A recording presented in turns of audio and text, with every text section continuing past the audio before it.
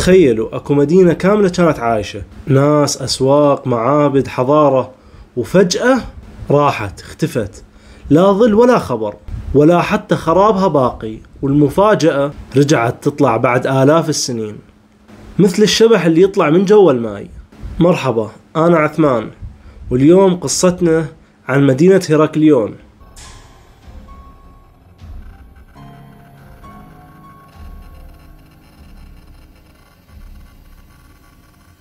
مدينة هيراكليون مكانها كان قريب من دلتا النيل بمصر.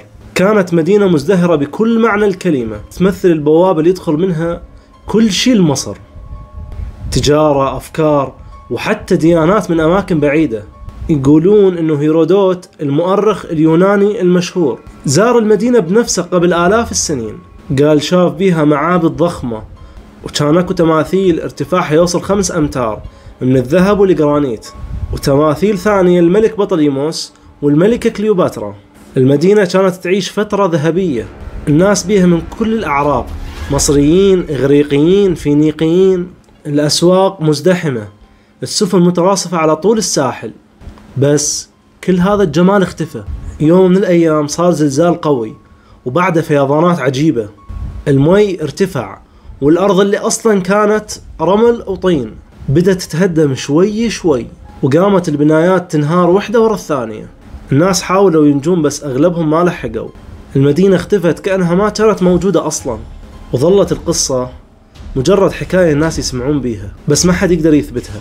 لحد ما سنة 2000 غواص اسمه فرانك جوديو كان يدور على سفن غارقة، وفجأة لمح تمثال عملاق جوا الماي.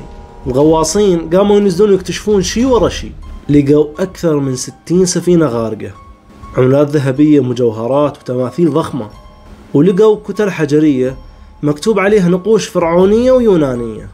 الغريب أن المدينة كانت بحالة ممتازة، كأنها تجمدت بالزمن، الأواني مكانها، التماثيل واقفة، حتى الألواح اللي يكتبون بيها بعدهم مقروئين. اليونسكو اعتبرت هيراكليون من أهم الاكتشافات البحرية بالتاريخ، لأنها مدينة كاملة مو مجرد أطلال. بس السؤال شلون غرقت وليش اختفت بهالطريقة؟ العلماء قالوا أن الأرض هناك طينية، ومع الزلازل والفيضانات المدينة نزلت ببطء للبحر. بس هواي ناس عندهم رأي ثاني، يقولون لعنة فرعونية أو أكو شيء أقدم من المدينة تحتها هو السبب اللي خلى كل شيء انهار. إذا مدينة مثل هيراكليون كانت تحت الماء وطلعت، يمكن عندنا بالعراق أو بالأردن أو أي مكان ثاني مدن مخفية ما شفناها بعد. اكتبوا لي بالتعليقات شنو أغرب مدينة سمعتوا بيها. أنا عثمان، وأشوفكم فيديو جديد.